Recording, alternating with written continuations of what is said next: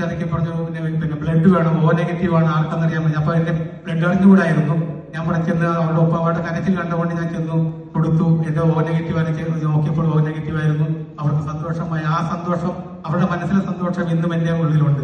അതോടുകൂടിയാണ് ഞാൻ ഈ രക്തദാന രംഗത്തേക്ക് കടക്കുന്നത്. 1990 മുതൽ 2018 വരെ ഞാൻ 79 പേർക്ക് O നെഗറ്റീവ് പല സ്ഥലങ്ങളിലായി കൊണ്ടുപോയി കൊടുക്കുവാൻ എന്റെ സ്വന്തം ചെലവിൽ കൊണ്ട് കൊടുക്കുവാൻ സഹായിച്ചു. സ്തോത്രം ചെയ്യുന്നു. ഞാൻ തിരുവനന്തപുരം, തൃശ്ശൂർ, അങ്ങനെ എല്ലാ മേഖലയിലും എന്റെ സ്വന്തം ചെലവ്. ഞാനിത് കാണുന്നത് ഈ സുവിശേഷം ഈ രക്തം കൊടുക്കുന്നതോടൊപ്പം തന്നെ സുവിശേഷം കർത്താവ് പറയുവാൻ, കർത്താവിനെ അറിയുവാൻ, കർത്താവിനെ അറിയിക്കുവാനും എനിക്ക് സാധിച്ചിട്ടുണ്ട്. അങ്ങനെ അനേക അവാർഡുകൾ പ്രാദേശികമായിട്ടും കേരള സർക്കാർ ആരോഗ്യമന്ത്രി ശ്രീമതി ടീച്ചർ 2007 അത് പിന്നെ ആദരിക്കുകയും എനിക്ക് ട്രോഫികൾ തന്നും സർട്ടിഫിക്കറ്റ് തന്നും എല്ലാം ഉണ്ട്. അതുപോലെ എല്ലാ പിന്നെ ആലപ്പുഴ DMO ഒരുപാട് AG സമൂഹം ശ്രീ ഉമ്മൻചാണ്ടിയുടെ കയ്യിൽ നിന്നും എനിക്ക് അവാർഡുകൾ ഏറ്റുവാങ്ങാൻ കർത്താവ് സഹായിച്ചിട്ടുണ്ട്. കേരളത്തിലെ പട്ടണത്തിൽ എല്ലാവരും എന്നെ അറിയപ്പെടുന്നുണ്ട്. എന്റെ മാറ്റം കണ്ടത് എല്ലാവരും പറഞ്ഞു ഇപ്പം പെന്തിക്കോസ്തിൽ പോയത് കൊണ്ട് മാത്രമാണ് ഞാൻ ഇഷ്ടപ്പെട്ടത്, പണ്ടേ കുഴിയിൽ പോയത്. അതുകൊണ്ട് ഈ 79 പ്രാവശ്യം കൊടുക്കുവാനും എനിക്ക് നിന്നിട്ടുണ്ട്. അതിനെക്കുറിച്ച് ഞാൻ കൂടുതൽ പറയട്ടെ. രക്തദാനം എന്ന് പറഞ്ഞാൽ ഒരു മഹാദാനമാണ്. അവർക്ക് നമ്മൾ കൊടുക്കുന്ന, നേരത്തെ സഹോദരൻ പറഞ്ഞ പോലെ രക്തം നമുക്ക് വേറൊന്നും കൊടുക്കാൻ പറ്റില്ല. രക്തം ഒരു ജീവനെ നിലനിർത്താൻ സാധിക്കും. നമുക്കറിയാം അതിന്റെ ബുദ്ധിമുട്ട് എന്താണെന്നുള്ളത്. ഓരോ ആശുപത്രിയുടെ മുന്നിൽ ചിലപ്പോൾ കരഞ്ഞു വന്ന് പറയും, മോനെ കിട്ടിയത് ഞങ്ങൾക്ക് പ്രയോജനമായി, അതുകൊണ്ട് ഞങ്ങൾക്ക് ഞങ്ങളുടെ കുഞ്ഞിനെ രക്ഷപ്പെടുത്താനൊക്കും, അല്ലെങ്കിൽ ഞങ്ങളുടെ അച്ഛനെ രക്ഷപ്പെടുത്താനൊക്കും. അങ്ങനെ പല പല സന്ദർഭങ്ങൾ എനിക്ക് ഉണ്ടായിട്ടുണ്ട്. നമുക്ക് എല്ലാവർക്കും 18 വയസ്സ് കഴിഞ്ഞിട്ടുള്ള എല്ലാ വ്യക്തികൾക്കും, സ്ത്രീകൾക്കും പുരുഷന്മാർക്കും കൊടുക്കാൻ സാധിക്കും. ഞാൻ ഇവിടെ വന്ന് കാല് കുത്തിയാന്ന് തന്നെ എനിക്ക് എന്റെ ഒരു വലിയൊരു ആഗ്രഹമാണ് ഈ രാജ്യത്ത് എനിക്ക് കൊടുക്കാൻ സാധിക്കുമോ. ഞാനും എന്റെ മോളുമായി ആഗസ്റ്റ് 15-ാം തീയതി ന്യൂസിലൻഡ് ബ്ലഡ് ഡൊണേഷൻ ക്യാമ്പിൽ ചെന്നു. പക്ഷേ എന്റെ ഭാഷാപരിചയക്കുറവിന്റെ പേരിൽ എന്നെ മാറ്റി നിർത്തിയപ്പോൾ ഞാൻ പറഞ്ഞു, മോളെ നീ കൊടുക്കുന്നു പറഞ്ഞ് അവളെ കൊണ്ട് ഞാൻ കൊടുപ്പിക്കുവാൻ കർത്താവ് സഹായിച്ചു. അങ്ങനെ അവൾ ആദ്യമായി രക്തം കൊടുക്കുവാൻ അവൾ കൊടുത്തു. അങ്ങനെ നമുക്ക് 18 വയസ്സുള്ള വ്യക്തികൾക്ക് കൊടുത്താൽ ഒരു ഗുണം എന്ന് പറഞ്ഞു കഴിഞ്ഞാൽ, നമ്മൾ ബ്ലഡ് കൊടുത്ത് അവരെടുത്തു കഴിഞ്ഞാൽ അവർ മറ്റൊരാൾക്ക് കേൾക്കണമെങ്കിൽ ആ ബ്ലഡ് കംപ്ലീറ്റ് ചെക്ക് ചെയ്യും.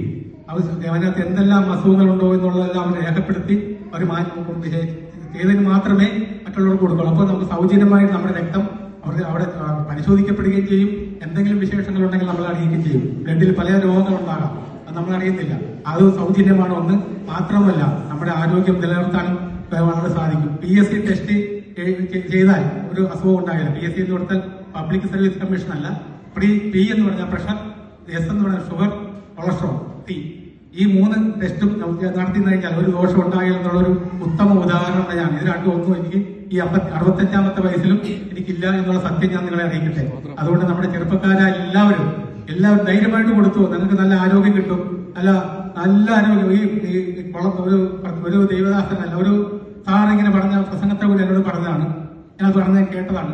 ഒരു കുളം നമ്മൾ കുഴിച്ചെടുക്കുന്ന ഒരു പുതിയ കുളം വെട്ടി നമ്മൾ എടുത്ത് കുഴിച്ചെടുത്ത് വെള്ളം എല്ലാം തീരും.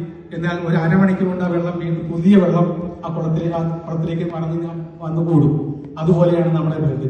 ഒരു മാസം വേണ്ട, ഒരാഴ്ച കൊണ്ട് തന്നെ ബ്ലഡ് തിരിച്ചു വരും. ഒരു 3 മാസമാണ് നമ്മുടെ കാലാവധി. 3 മാസം കഴിഞ്ഞാൽ എല്ലാം 3 മാസം കൂടുമ്പോഴും കൊടുക്കാം. ഒരു വർഷം 4 പ്രാവശ്യം വെച്ച് നമുക്ക് കൊടുക്കാൻ സാധിക്കും. ഞാൻ ന്യൂസിലൻഡ് വന്ന് അവരോട് ഞാൻ പറഞ്ഞു, അവിടെ മോളുടെ ബ്ലഡ് എടുത്തപ്പോൾ ഞാൻ അവരോട് പറഞ്ഞു, ഞാൻ 79 പ്രാവശ്യം കൊടുത്താണെന്ന് പറയാൻ പറഞ്ഞു.